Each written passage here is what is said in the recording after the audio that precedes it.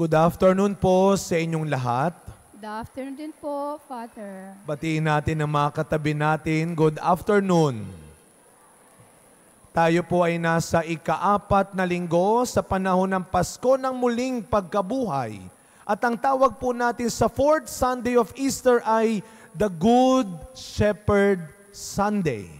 Ang linggo ng mabuting pastol. Hindi siguro nakikita masyado yung aking sinuot. No, alam mo ninyo, bihira ko lang isuot ito ayon sa okasyon. Ito po ay yung larawan ng tupa. The good shepherd ay nag-aalaga sa kanyang kawan.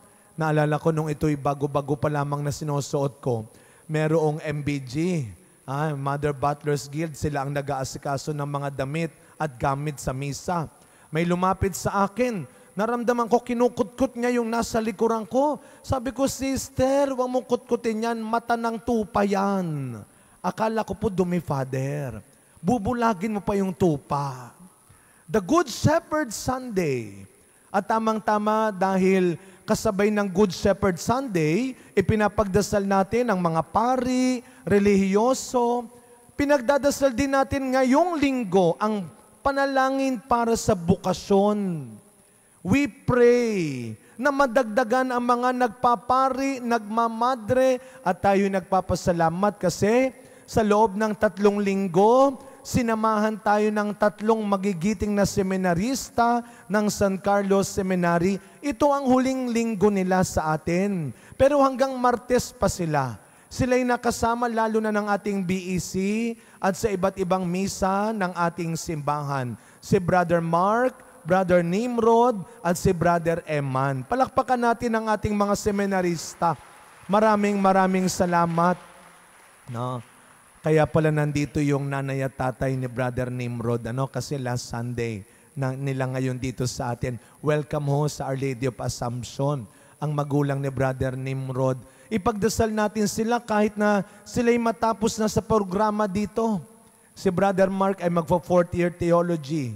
Si Brother Nimrod ay magpo-4th year philosophy. Tama, di ba? Pagdasal natin si Brother Eman, mahaba-haba pa ang kanyang paglalakbay. Pray for more vocation. At tamang-tama rin po mga kapatid, sapagkat hanggang ngayon, tayo ay kaisa ng buong Santa Iglesia Katolika. Nagdiriwang nagpapasalamat dahil meron na tayong bagong, mabuting pastol, bagong Santo Papa. Sabi nga, Habemus Papam. Sabihin natin na malakas, Habemus Papam. Habemus Papa. Palakpakan natin ang Panginoon sa ating bagong Santo Papa. Ano ang pangalan ng bagong Santo Papa? Pope Leo XIV. Pope Leo XIV. Alam nyo, medyo nalilito pa at nag-aalangan yung mga pari. Kasi sa Tagalog translation ng Leo, Leon.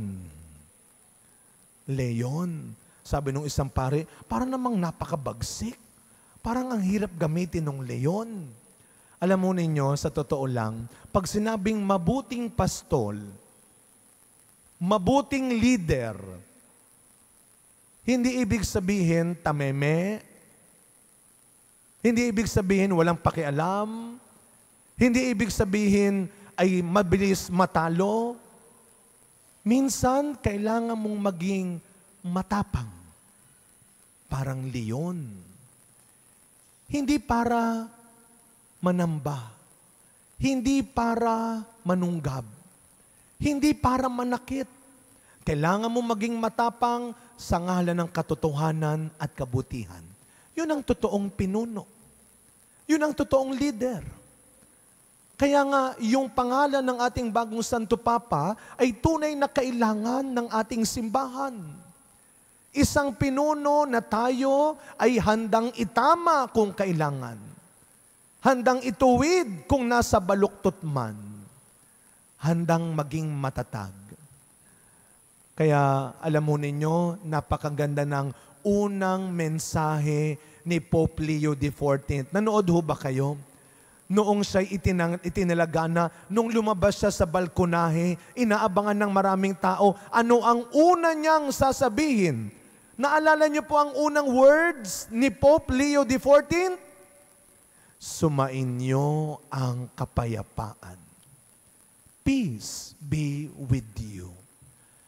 Naalala ho ninyo ilang linggo pa lamang, yan ang ginawa ni Kristo nung siya ay muling nabuhay. Nung siya ay nagpakita sa mga alagad, kahit na sila ay nagtatago, nakasarado ang pintuan, ang bintana, lumitaw si Kristo sa harap nila na siyang muling nabuhay. At ano ang unang binigay niya? Peace be with you. Kahit mamaya pa natin sasabihin, pwede ho ba ngayon pa lang ibigay na natin at sabihin natin sa mga katabi natin, peace be with you. Kung alam nyo lang, siguro nung sinabi nyo po yan, ang akala mo, sumunod ka lang sa sinabi ng pare, pero malay mo, yan ang kailangan ng katabi mo. Pero mga kapatid, huwag nating kakalimutan, katulad ng mga alagad ni Kristo, sa unang pagbasa, katulad ni na Pablo at Bernabe, mga kapatid, makinig po kayo. Huwag niyo pong isipin na ang kapayapaan ay makakamit, ang kapayapaan ay mararanasan kung walang pagsubok, kung walang paghihirap, kung walang pag-uusig. Hindi. Hindi kailangan, wala muna tayong problema, wala munang nang-aaway sa atin bago natin sabihin na may kapayapaan sa buhay natin. Peace is not the absence of noise, but peace is the presence of God's voice. Tingnan po ninyo ang mga alagad. Maraming nang-uusig sa kanila, marami ang nang-aaway sa kanila, marami ang nagpapahirap sa kanila, pero nanatili silang payapa. Bakit? Where there is Christ, there is peace. Sapagkat nanatili sa puso at isip nila ang mga tinuro ni Kristo. Sapagkat sinunod nila ang utos at turo ni Kristo. Ano ang gantimpala, mga kapatid? Ang ganda ng ikalawang pagbasa sa aklat ng Kawikaan. Ano ang pangitain ni San Juan? Nakakita siya ng napakaraming tao, araw at gabi nasa harap ng trono ng Panginoon. At sila'y nagpupuri. Sila yung mga taong nagtagumpay. Sa kabila ng maraming pag-uusig at problema, alam nyo, sa totoong buhay mga kapatid, may mga laban, may mga hamon na maipapanalo mo gamit ang katahimikan mo. Gamit ang kabutihan mo. Hindi lahat nadadaan sa lakas, sa dahas. Minsan, magtatagumpay ka gamit ang katahimikan at kabutihan mo. Ano ang gantimpala? Langit na naghihintay para sa kanila. At ito ang pangako ni Kristo sa ebanghelyo natin ngayon. Ang sabi ng ating mabuting pastol, ang aking mga tupa ay nakikinig sa akin at sumusunod sa akin. At ano ang pangako niya sa mga nakikinig at sumusunod sa Kanya? Hinding-hindi kayo mapapahamak. Makinig kayo, ito yung maganda. Hinding-hindi kayo maaagaw sa akin ninuman. No one can take you away from me. You are mine. Hindi ang kahinaan mo, kapansanan mo, kapintasan mo, kahirapan mo, ang mag-aalis sa iyo sa Diyos.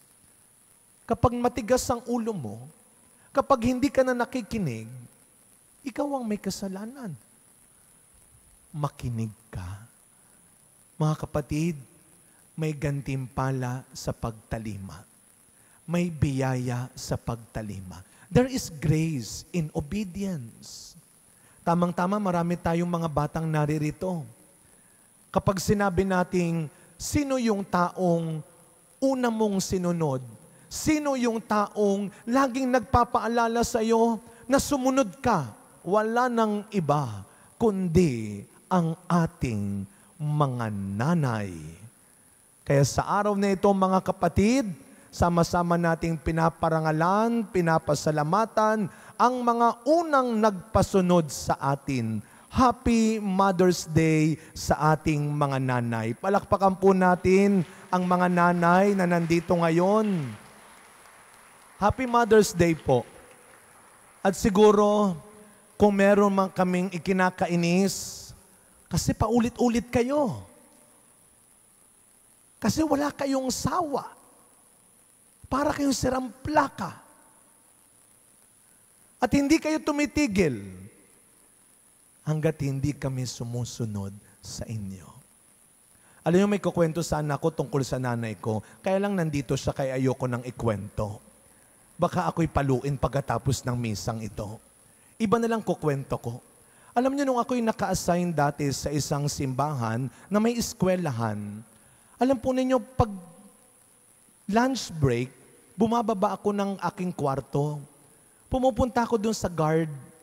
Kasi tinitignan ko yung mga bata na pumupunta dun sa guard kasi kunukuha yung mga baon nila. Dinadala ng mga yaya, ng kapatid. Pagkatapos nung biglang nag-ring na ang bell, tapos na ang break time. Balik ka na ng classroom. May naiwang batang babae, kamot ng kamot, padyak ng padyak. Tumitingin sa labas. Maya-maya may tumatakbong babae. Hinihingal, may daladalang lunchbox. Alam niyo, sabi ng bata, bakit ngayon ka lang? Late ka na naman. Wala na. Balik ka na. Late na ako. Sabi ko, kawawa naman yung yaya. Sabi ng bata, sige na, umalis ka na ma.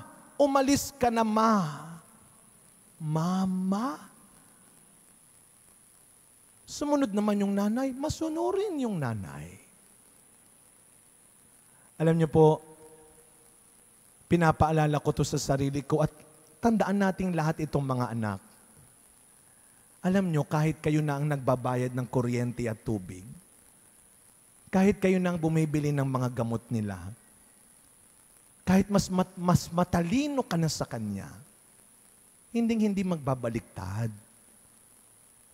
Anak ka pa rin. Siya ang nanay. Sa pagkapatuloy ng misang ito ang ipagdasal natin na sana yakapin ng Diyos ang lahat ng mga nanay na nahihirapan ng magpasunod, na nahihirapan ng makinig. Sabi nung nanay, kung sumunod ka, nakatapos ka. Kung sumunod ka, hindi ka naloko. Kung sumunod ka, hindi ka nasaktan. Kung sumunod ka. Kaya sa misang ito, ipanalangin natin sa ating mabuting pastol na sana araw-araw maniwala tayo. Walang mawawala sa batang masunurin. May biyaya sa pagtalima. Amen.